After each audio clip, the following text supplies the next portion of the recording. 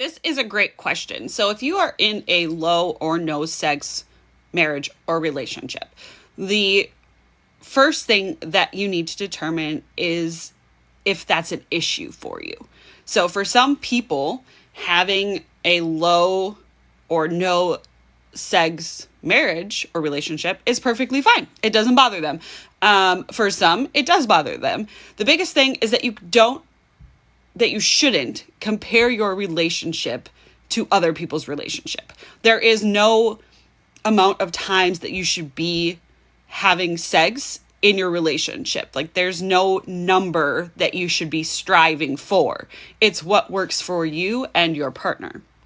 If it is a problem for you and your partner, if you are lacking that physical intimacy and you want that back in your relationship, step, if you are in a sexless relationship, is going to be to communicate that with your partner. Try to figure out what is going on and not using any blaming or accusatory language.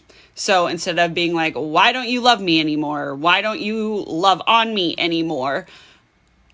Say something more like, I have been feeling like we haven't been intimate as often as I would like. Do you feel that too? Maybe they notice, maybe they don't. So being able to openly and honestly communicate about wants and needs when it comes to sex in a relationship is going to be very important.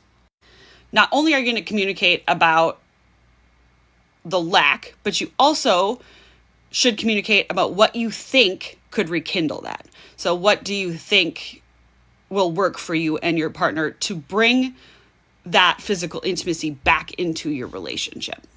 If both partners aren't on board with changes that need to be made, then it's not going to go anywhere. You both need to be on board and open and honest about your communication in terms of adding physical intimacy or rekindling that physical intimacy in your relationship.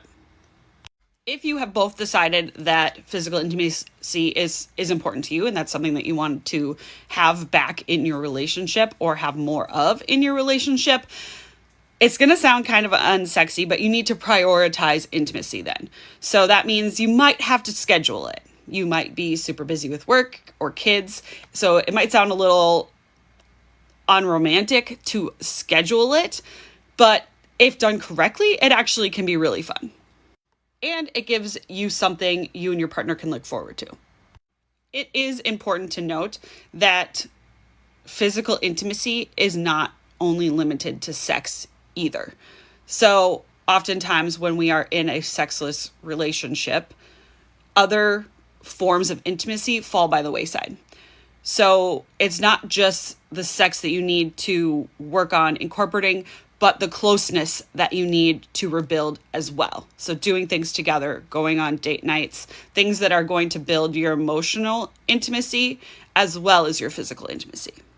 Depending on the underlying causes of why you are in a sexless relationship, that may require you to get help. It may require you to talk with a couples therapist or a relationship coach, something like that, to get more in depth on the underlying causes of why there's a lack of sex in the marriage.